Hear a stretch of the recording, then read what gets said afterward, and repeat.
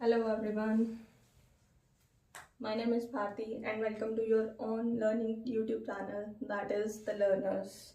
So students, हम कर रहे थे क्लास 8 का second chapter that is the micro organisms friends and foe. Okay, so अब हम जो हमारा जो टॉपिक है हम जो आज कवर अप करने वाले हैं वो as you can see that is the food preservation and the nitrogen fixation and the nitrogen cycle. Okay, हम सबसे पहले कर लेते हैं बात हमारी फूड प्रिजर्वेशन के टॉपिक के बारे में. फूड प्रिजर्वेशन में क्या क्या आएगा, किस तरीके से क्या कॉन्सेप्ट ये जो है कहता है वो है कि फूड प्रिजर्वेशन के डिफरेंट काइंड ऑफ मेथड होते हैं, different kind of we can say the mediums होते हैं जिसको यूज किया जाता है for the food preservation. Okay, सबसे पहले हम देख लेते हैं केमिकल मेथड. केमिकल मेथड में क्या आएगा, हमारे सॉल्ट हैं एंड केमिकल्स जो कॉमन सॉल्ट हो गया आपका. ओके, और बहुत ही इजीली अवेलेबल जो केमिकल्स होते हैं जो मार्केट में आपके पास इजीली अवेलेबल होंगे वो आएंगे हमारे केमिकल मेथड्स में, जो कॉमन केमिकल्स यूज होते हैं. ओके, और किस चीज़ के लिए यूज होते हैं, फॉर एग्जांपल आपको कोई भी फूड प्रिजर्व करना है, मान लीजिए घर में कोई पिकल्स बनाते हैं जैसे घर में, तो पिकल्स की बात करेंगे हम नेक्स्ट स्टेप्स में. ओके, तो पिकल्स हो गए, कॉमन सॉल्ट का यूज़ किया जाता है. ओके, इस तरीके से और भी बहुत सारे रॉ फूड्स होते हैं जिसको हम स्टोर करके रख सकते हैं एट आवर होम. तो ये सब जो है इसमें स्टेप में इन्वॉल्व होगा. और आते हैं हमारे पास प्रिजर्वेटिव्स में आएंगे हमारे केमिकल्स कौन से, sodium benzoate and sodium metabisulphite. Okay, sodium benzoate और सोडियम मेटाबाइसल्फाइड क्या होते हैं, they act as the preservatives for the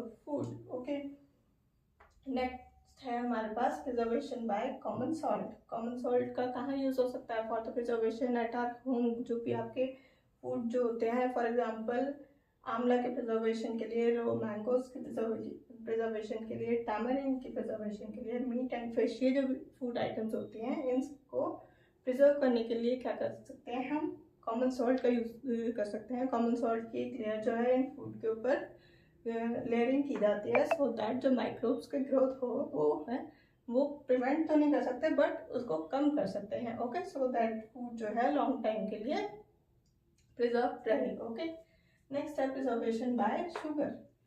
अब शुगर कैसे कर सकती है, अब शुगर का जो मेन काम होता है वो है मॉइस्चर कंटेंट को रिड्यूस करना. शुगर कैसे एक्ट करती है, it reduces the moisture content of any food. For example आपके जैम्स में, जेलीज में, स्क्वैशेस में, यहाँ पर क्या करती है, इनहिबिट कर देती है ग्रोथ ऑफ बैक्टीरिया का. बैक्टीरिया का ग्रोथ जो है कम होगा तो क्या होगा, मॉइस्चर कंटेंट उसमें कम हो जाएगा. मॉइस्चर कंटेंट कम होगा तो क्या, फूड जो है ज़्यादा टाइम के लिए यूजेबल रहेगा. ओके, तो इस तरीके से जो है प्रिजर्वेशन पॉसिबल है with the help of sugar. Next है preservation of oil and preservation by oil and vinegar.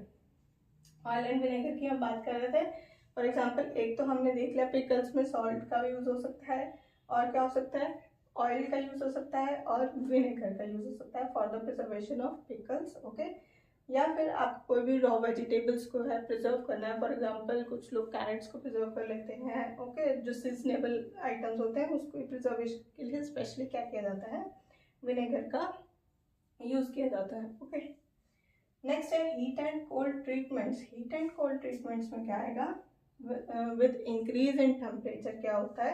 सबसे पहले तो हमने मिल्क का एग्जांपल ले रहे हैं, हम यहाँ पर बॉईल किया हमने मिल्क, तो क्या हुआ, टेम्परेचर जो है इंक्रीज हुआ. टेम्परेचर इंक्रीज हुआ तो क्या किया, जो माइक्रोब्स की ग्रोथ थी उसको किल किया. माइक्रोब्स जो भी प्रेजेंट थे मिल्क में बिफोर बॉइलिंग, आफ्टर बॉइलिंग जो है वो माइक्रोब्स जो है किल हो गए. ओके, तो बिफोर रेफ्रिजरेशन आपने बहुत बार देखा होगा कि जो मदर्स होती हैं स्पेशली वो घर में क्या करती हैं, they preserve the milk by boiling at a higher temperature. Okay, milk जो है बॉयल हो जाएगा तो क्या होगा, microbes get killed and we can preserve it for a longer time.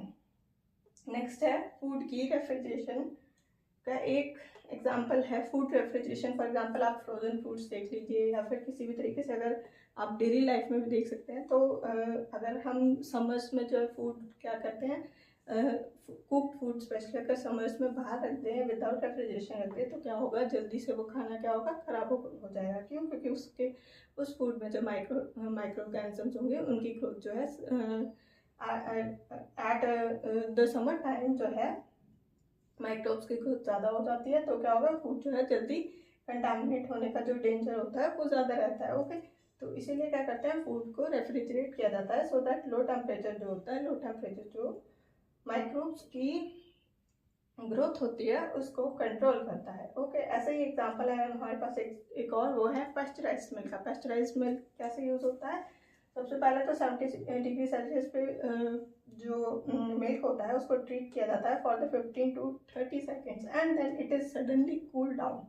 बहुत ही suddenly cool down means chill temperature पे उसको लाया जाता है। सो उस जो मिल्क को हम कहेंगे कि हमने बॉयल किया एंड सडनली उसको कूल डाउन कर दिया, तो वो क्या हो गया, पेस्चराइज हो गया। पेस्चराइजेशन इस प्रोसेस को बोलते हैं। ओके, और ये डिस्कवर किया था किसने, लुइस पैस्चर ने। लुइस पैस्चर ने this process was discovered by the Louis Pasteur which is known as the pasteurization. Okay, next है हमारे पास storage and packing. Storage and packing का हमने एग्जाम्पल फर्स्ट चैप्टर में भी पढ़ा था। फॉर एग्जाम्पल जब क्रॉप की ग्रोथ जो हो जाती है आफ्टर द हार्वेस्टिंग, जो है स्टोरेज का पार्ट आता है। तो उसी तरीके से हमारे ड्राई फ्रूट्स, वेजिटेबल्स, ये जो है क्या होते हैं, स्टोर करके रख ले जाते हैं।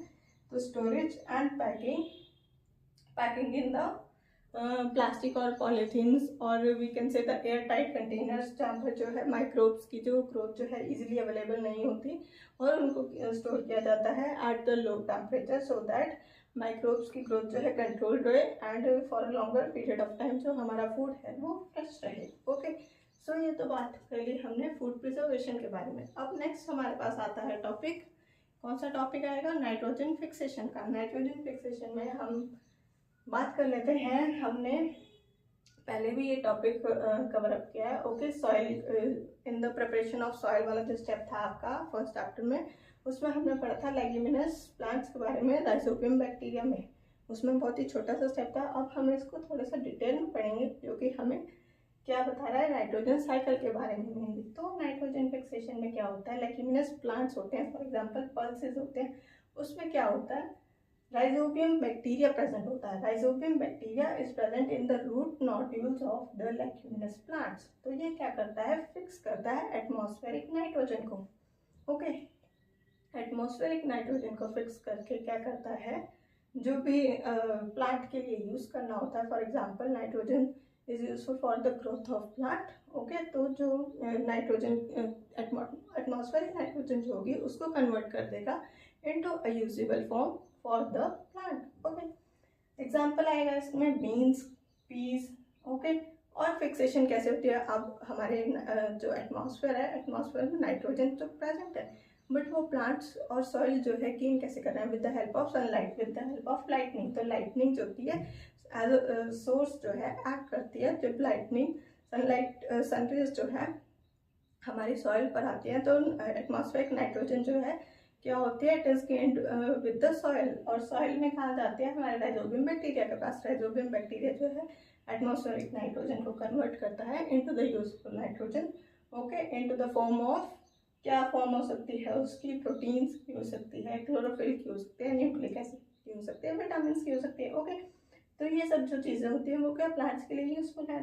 तो ये सब कहाँ से ऑब्टेन की, एटमॉस्फेरिक नाइट्रोजन से। ठीक है, एटमॉस्फेरिक नाइट्रोजन से कन्वर्जन हुई for the into the useful form that is used by the plants. Okay, तो इस तरीके से जो है हमारी जो नाइट्रोजन फिक्सेशन का जो प्रोसेस था वो कैसे पॉसिबल हुआ फॉर द प्लांट्स, ये हमने इस प्रोसेस में देखा। और क्या होता है, एटमॉस्फेरिक नाइट्रोजन जब कन्वर्ट होती है इनटू द यूजेबल फॉर्म, तो प्लांट क्या है, क्या प्रोवाइड करता है, बैक्टीरिया। तो अब बोल रहा है राइजोबियम बैक्टीरिया क्या बोलता है कि मैंने प्लांट तेरे लिए ये काम कर दिया। अब प्लांट जो है बदले में क्या काम करेगा, उसके लिए प्लांट इन टर्न क्या करता है, plant provides the bacteria with the sugar. Plant जो है बैक्टीरिया को शुगर प्रोवाइड करेगा। Okay, and a protected environment for its survival. Okay, तो इस रिलेशनशिप को बोलते हैं सिम्बायोटिक रिलेशनशिप।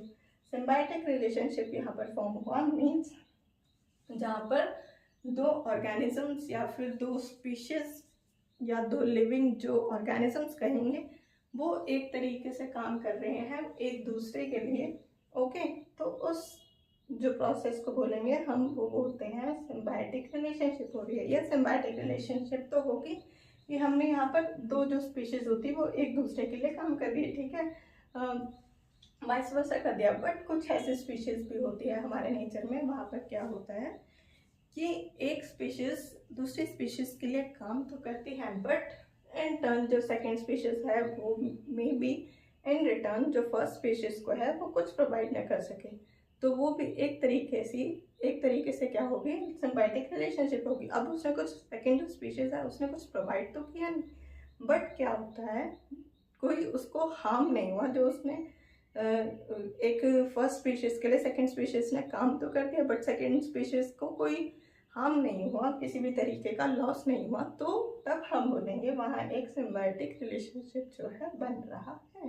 ओके, अब सिम्बायोटिक रिलेशनशिप से क्या हमारे पास पूरा का पूरा प्रोसेस जो है, ये जो पूरा प्रोसेस है वो निकल के आता है नाइट्रोजन साइकिल का, कि ये जो काम हो रहा है वो कैसे हो रहा है, किस तरीके से हो रहा है, क्या एक प्रॉपर प्रोसेस है, तो उसी प्रोसेस को हम बोलते हैं nitrogen cycle. Okay, nitrogen cycle में एक और आपके पास एग्जांपल है ब्लू ग्रीन एल्गी का। ब्लू ग्रीन एल्गी जो है वो भी क्या करता है, एटमॉस्फेरिक नाइट्रोजन को फिक्स करता है and it turns into the nitrogen into the useful compound. अब हम आ जाते हैं नाइट्रोजन साइकिल पर। नाइट्रोजन साइकिल में सबसे पहले हमारे पास पता होना चाहिए हमें कि हमारे एटमॉस्फेयर में कितने नाइट्रोजन प्रेजेंट है। 78% नाइट्रोजन गैस जो है वो प्रेजेंट होती है इन the form of gaseous form, ये पता है आपको 78% नाइट्रोजन है। ओके, अब ये जो 78% नाइट्रोजन है, क्या हम लिविंग ऑर्गेनिज्म जितने भी हैं हम यूज़ करते हैं, प्लांट्स है, एनिमल्स हैं या ह्यूमन्स हैं या किसी भी तरीके से ये यूज़ हो रही है, बट जो इसका मेन जो कंटेंट है क्या वो रिड्यूस हो रहा है 78% से? कभी रिड्यूस हो गया ऐसा तो नहीं, कभी आपने सुना होगा कि एटमॉस्फेयर का नाइट्रोजन लेवल जो है वो डिक्रीज हो गया, 78% डिक्रीज हो गया, कुछ आ गया, क्यों? क्योंकि उसका यूज़ क्या हो, ऐसा नहीं हुआ। 78% नाइट्रोजन जब हम अगर प्रेजेंट है एटमॉस्फेयर में और अगर उसका यूज़ हो रहा है तो किसी न किसी फॉर्म में वो एटमॉस्फेयर में वापस भी जाती है, तो उसी की वजह से जो है एक साइकिल फॉर्म हो रहा है जिसको हम बोलते हैं नाइट्रोजन साइकिल। नाइट्रोजन साइकिल में अब हम सबसे पहले फर्स्ट स्टेप देख लेते हैं, वो है हमारे पास एटमॉस्फेरिक नाइट्रोजन से हम स्टार्ट करेंगे। एटमॉस्फेरिक नाइट्रोजन जो है present in the atmosphere with the help of lightning, with the help of sun rays, क्या होगा, यहाँ से ये वाला स्टेप आएगा, बैक्टीरिया एंड जो बैक्टीरिया प्रेजेंट होते हैं हमारे सॉइल में fix the nitrogen into the nitrogenous compound, okay, with the help of lightning। यहाँ पर सोर्स क्या एक्ट किया, लाइट जो है it acts as the medium, with the help of lightning जो थी बैक्टीरिया ने एटमॉस्फेरिक नाइट्रोजन को कन्वर्ट किया नाइट्रोजनस कंपाउंड में। अब जो कंपाउंड्स जो हुए नाइट्रोजनस कंपाउंड्स जो कन्वर्ट हुए वो किस में हुए, बैक्टीरिया ने कहाँ पर कन्वर्जन की, सॉइल में। तो compounds of nitrogen in the soil gets absorb, okay, तो जो सॉइल ने एब्जॉर्ब किए, अब सॉइल से कहाँ जाएंगे, it will be taken by the plants. तो यहाँ से हम फर्स्ट स्टेप जो है हमारा ये बन रहा है कि लाइटनिंग से आए हम बैक्टीरिया को, बैक्टीरिया ने कन्वर्ट किया compounds of nitrogen into the soil, okay, तो it was taken by the plants. अब प्लांट्स जो है क्या किस तरीके से जो है और लिविंग ऑर्गेनिजम्स के पास ट्रांसफर होते हैं, animals eat the plants, okay, और प्लांट्स जो है एनिमल्स ने ईट किए, क्या हुआ, जो नाइट्रोजनस फॉर्म थी जो कि प्रोटीन्स की फॉर्म में थी या विटामिन या मिनरल्स या किसी भी फॉर्म में थी, वो सब ने अपने अपने तरीके से इनटेक की, प्लांट्स ने अपने तरीके से इनटेक की, अब एनिमल्स ने अपने तरीके से इनटेक की। अब जो था प्लांट्स और एनिमल्स ने जो था अपने अपना जो यूज था नाइट्रोजन का वो कर लिया। अब क्या होता है, nitrogenous waste from their excretion and their death is then get converted into the compounds of nitrogen into the soil. ये कैसे प्रोसेस हो रहा है, जो भी एक्सक्रीटा होता है, एक्सक्रीटा की फॉर्म में एनिमल एक्सक्रीटा हो गया या फिर आफ्टर द डेथ जो डेड एंड डिकेइंग मैटर रह जाता है, प्लांट्स का हो या एनिमल्स का हो, जो डेड मैटर होता है, जो organic matter, decaying organic matter होता है, वो क्या होता है, सॉइल में डिकम्पोज होगा। ओके, सॉइल में डिकम्पोजिशन होती है इस जो स्टेप पर। तो सॉइल में डिकम्पोजिशन हुई तो क्या, नाइट्रोजन जो भी गेन किया था प्लांट्स और एनिमल्स ने वो कहाँ हो गया, बैक टू द सॉइल। अब सॉइल के पास जो है वो वापस हो गया। तो ऐसे ही पूरा जो साइकिल है इसी तरीके से चलता रहता है। ओके, एक साइकिल तो हमारे पास ये होगा। नेक्स्ट है हमारे पास एटमॉस्फेरिक नाइट्रोजन का एक और स्टेप देख लेते हैं, वो है nitrogen fixing. Bacteria fix the atmospheric nitrogen. अब with the help of lightning, अगर लाइटनिंग जो है वैसे तो एक तरीके से वो it will act as a source, but in case वैसे ये वाला स्टेप जो है इसके साथ डायरेक्ट यहाँ पर भी आएगा और यहाँ पर भी आ सकता है और डायरेक्ट यहाँ से भी हो सकता है। ओके, अगर लाइटनिंग का हम सोर्स हटा दें, बैक्टीरिया जो है इतने कैपेबल हैं, in the absence of sunlight also क्या करते हैं, बैक्टीरिया जो है एटमॉस्फेरिक नाइट्रोजन को जो सॉइल में प्रेजेंट होगी, जो सॉइल में होगी, with the help of the moisture content हो सकता है या किसी भी तरीके से एटमॉस्फेयर से सॉइल में आके विद द हेल्प, सिर्फ सनलाइट ही नहीं एक्ट करेगी।